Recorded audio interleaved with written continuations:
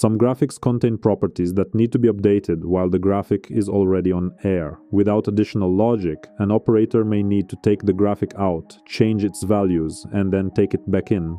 Motion Design Scene State allows us to automate this process. When a value changes, Scene State can play an out animation, update the content, and then play an in animation, all while the rundown item remains active on program. In this tutorial, we will use Scene State to update properties in real time through Reality Hub.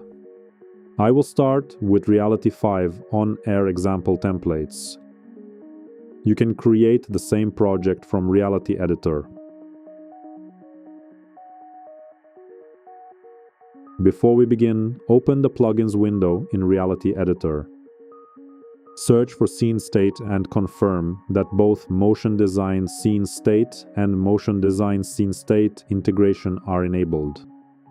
Depending on your project, these plugins may already be enabled automatically. If the editor asks you to restart after enabling them, restart the editor before continuing. For this tutorial, I will use the LT_team logo template. Although the same method can be adapted to other templates and properties. On the Motion Design toolbar, click the Scene State button. If you do not see this button, confirm that both Scene State plugins are enabled. If the level does not already contain a Scene State actor, Motion Design creates one and opens its Scene State blueprint. You can also find the Motion Design Scene State actor in the World Outliner. Inside the Scene State blueprint, we can create one or more state machines that control the behavior of our graphic. We will begin with the player name. First, we need to store both the incoming player name and the previously applied player name. This allows the state machine to detect whether the value has changed. Create two variables. Create a string variable called nameText. Create another string variable called nameTextPrevious. For this tutorial, both variables can begin with an empty value. If your template starts with a predefined player name, initialize both variables with the same value to avoid triggering an unnecessary update when the template starts. Open the state machine graph. Drag from the entry node and create a new state. Rename it DefaultState. As the name suggests, this is the state in which the graphic waits when no update is required. The state machine will remain here until the incoming player name becomes different from the previously applied player name. From DefaultState, create another state and name it TakeOutState. This state will begin the update process by animating the current player name out. Inside TakeOutState, add a play sequence task. Select the task and assign the sequence that animates the player name out. In this example, the sequence is called changeout_v2.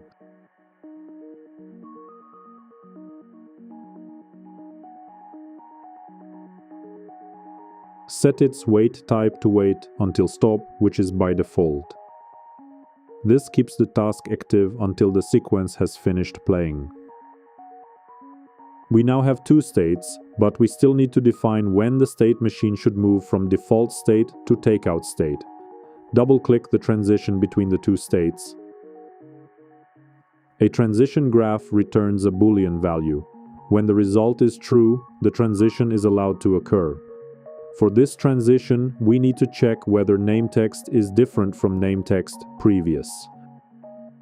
Drag both variables into the transition graph.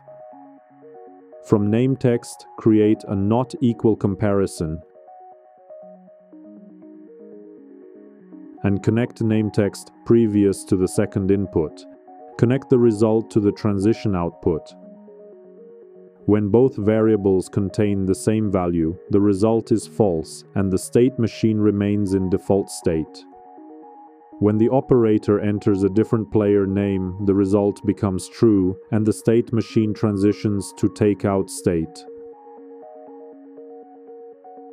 After TakeOutState, create another state and name it TakeInState. Connect TakeOutState to TakeInState.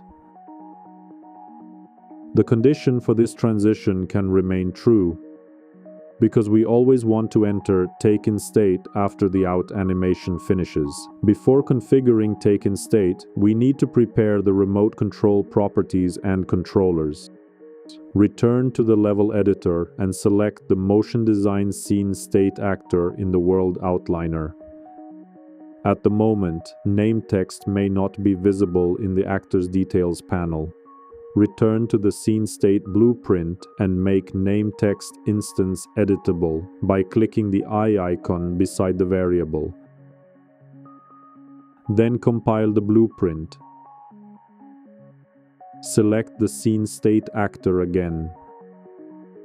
The name text property should now appear in the details panel. Click the remote control exposure icon next to name text. This exposes the property to the level's remote control preset. In the remote control panel, delete name controller, which we will not use it for this demonstration. Create a new string controller and name it player name.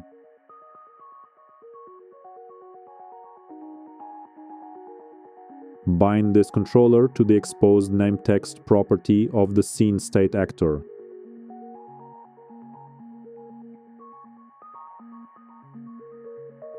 This is the controller that the operator will use in Reality Hub. However, this controller does not directly modify the visible text actor. It only sends the requested value into the Scene State system. Scene State will detect the change, play the out animation, and then transfer the new value to the actual text actor. For that reason, we need a second controller. Create another string controller.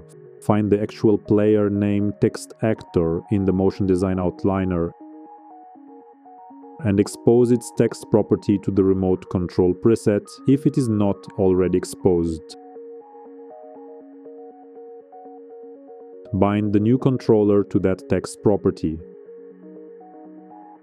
Rename the controller player name __. The double underscore suffix keeps this controller internal, so the operator sees player name but does not need to interact with player name __. Double underscore suffix simply hides the controller from operators. The operator facing controller changes the scene state variable. The internal controller is then updated by scene state at the correct moment in the animation. Return to the scene state blueprint and drag from TakeInState. Add a set RC controller values task. In the tasks controller mappings array, add a new item. Set the target controller to player name __. Bind the mapping value to the name text variable. When this task runs, scene state sends the new value stored in name text to the internal remote control controller. That controller then updates the actual player name text actor. Next, add a set string task. Set its target to name text previous. Bind its value to name text. This synchronizes the previous value with the newly applied value. Without this step, name text would remain different from name text previous, and the state machine would repeatedly trigger the update cycle. Finally, add another play sequence task and assign change in _v2.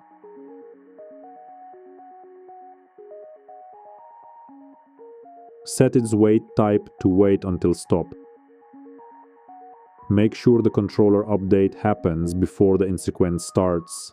Scene state tasks can execute in parallel, so configure the task prerequisites so that play sequence change in _v2 depends on the completion of set RC controller values. This ensures that the new name is already applied before it animates back in. Connect TakeInState back to default state. The transition condition can remain true.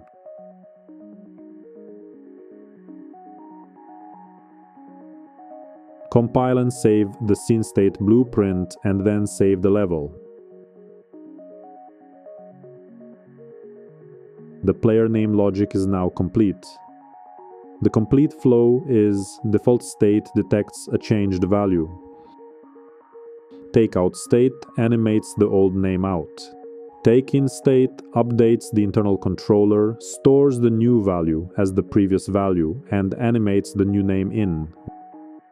The state machine then returns to default state and waits for the next change. Now launch the project through the Reality Hub launcher. Launch the show in configuration mode. Wait for engine to be ready and connected.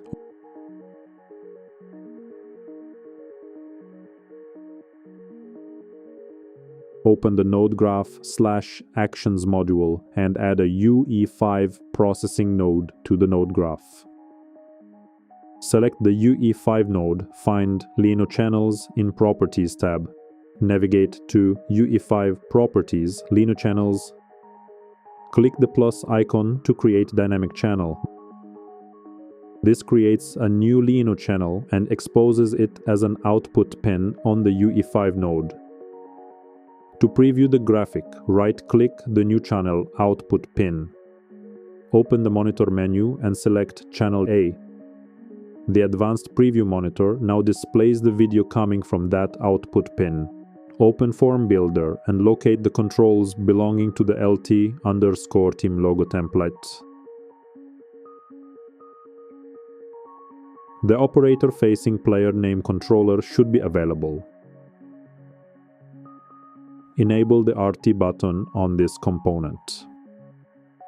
RT stands for real time. When it is enabled, value changes are transmitted during playout without requiring the operator to submit the entire form again. Save the form template.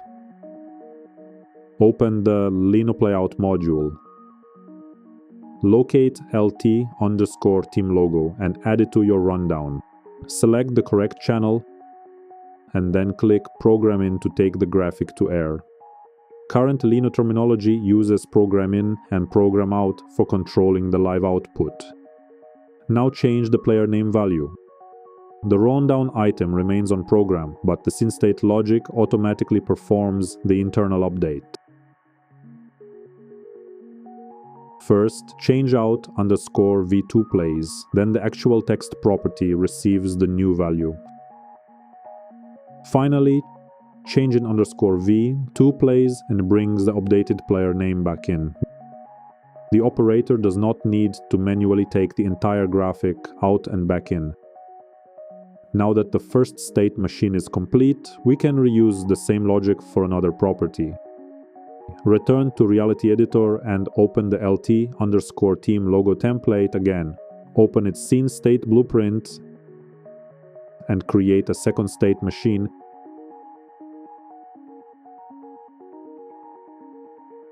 Rename it player number. Copy the states and transitions from the player-name state machine and paste them into the new state machine.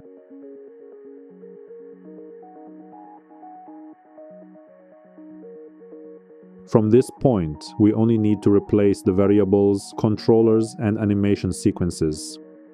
Create two new string variables. Number text, number text previous.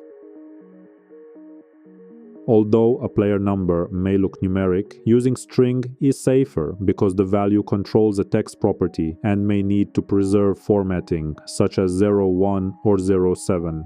Make number text instance editable. Compile the scene state blueprint. Open the transition between DefaultState and TakeOutState. Replace the existing comparison variables with number text and number text previous. The transition should now become true whenever the new player number is different from the previously applied number. On TakeOutState, play sequence, change the assigned sequence to changeout_v5.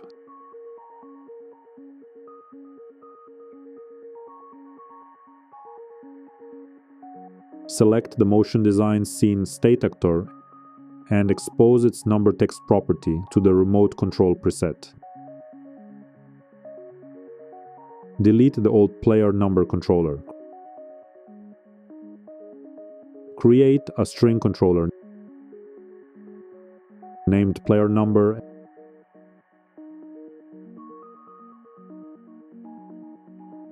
and bind it to the exposed number text property. This will be the operator-facing controller. Next, find the actual player number text actor's text property. Create another string controller called player number __ and bind it to the actual text property.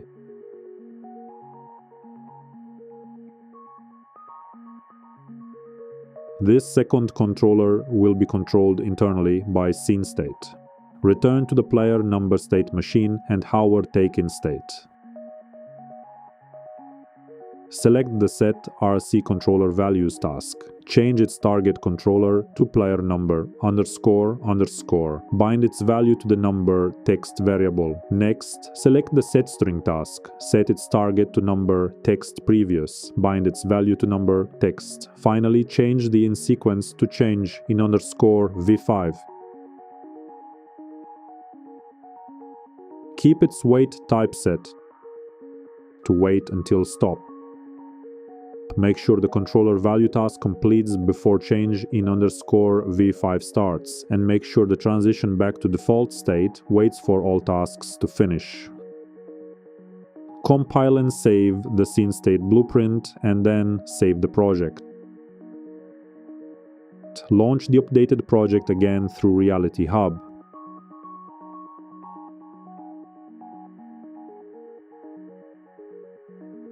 Open Form Builder and enable RT for the player number component as well.